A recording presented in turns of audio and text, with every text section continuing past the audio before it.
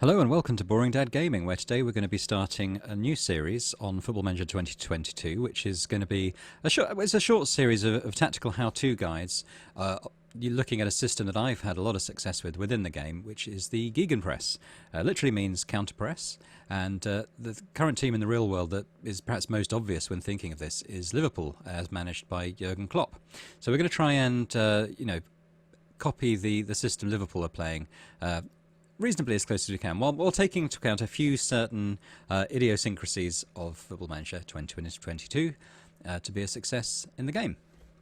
So the first thing you're going to do is when you come in to set up your style, you get a choice of what formation and what style you're going to choose. So you're going to choose a GEGENPRESS style, obviously, and the default style it's referred to in the game as, I think, is it a 4-3-2-1 or wide or something like that.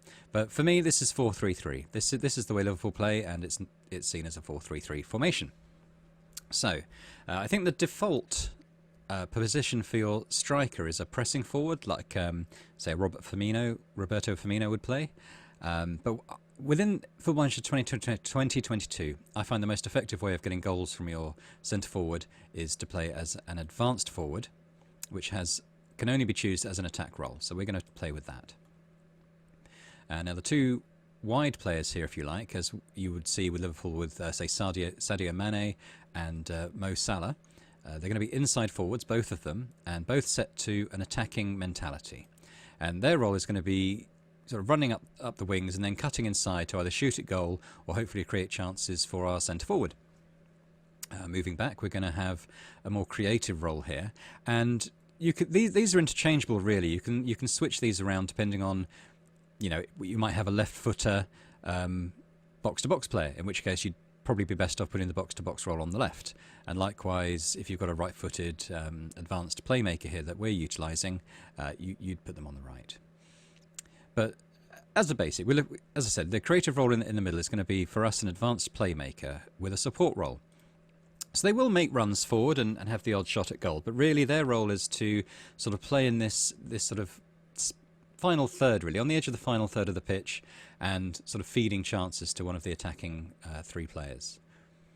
Supporting them is going to be a box-to-box midfielder, which comes as a support role as standard, and this would be your Jordan Henderson type, someone who's going to be the engine of the team, really. They're going to be running forward to support attacks as they happen. They're going to be running back to help out the defence and cover for the fullbacks if they push forward.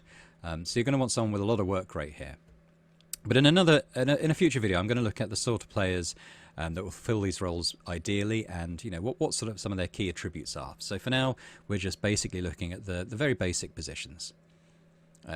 Holding the base of midfield, we're going to have a defensive midfielder.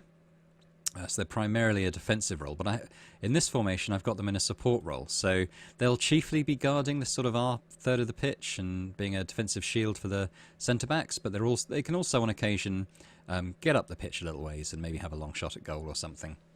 And and they're going to be feeding the ball forwards to one of the centre midfielders ahead of them. At the back, we're going to have two fullbacks set within an attacking mindset. And again, as with Liverpool, you've got Andy Robertson running up the left, Trent Alexander-Arnold running up the right, and they're going to be sort of interchanging with our wingers at times, or getting crosses in for the centre forward. Is a very important role, and I like to have both attacking. To kind of balance it out, we're going to have two defensively minded centre backs.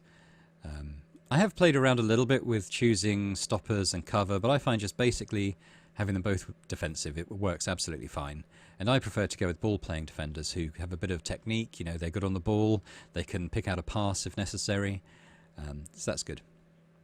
We don't really want centre-backs that are going to be just hitting the ball long all the time, just to get rid. That's not really going to be our style. And a sweeper keeper at the back is essential as well. With an attacking mindset, they're going to be, they'll probably be coming up here a lot of the time and helping to pick out passes and initiate attacks. So again, a very important role. We'll quickly look at the instructions. Some of these do come as standard, but a few of the ones I like to put as well in is pass into space. So rather than players being fairly static and just passing to one another, they're going to be playing passes into where they believe their teammates are going to be running into, which is, I think it's a good attacking way to play. passing set to short, playing out defence at the back, tempo set to higher. I think by default it might even be extremely high, but we're going to pull that back a little bit just to higher. I think if you go tempo extremely high, you're going to possibly pick up more injuries, which is something to bear in mind. Now, another Football 2022 thing to bear in mind is that players, as standard, just seems to love long shots. They'll pretty much shoot on sight, even if you don't select this instruction. So I always keep working ball into box active, just to try and reduce the number of times that they're taking shots that just fly over the bar or go out for a goal kick or whatever. In our more attacking formation that we have here, I quite like the run at defence. We're going to have a lot of players that are good at dribbling on the ball, and they'll, even if they're not breaking into the box, they're probably drawing fouls and penalties and stuff like that. So that's a good one to have, and be more expressive. We're going to trust our players to be very creative. In transition, a key part of the gegenpress is this counter press when out of possession and counter when back in possession style.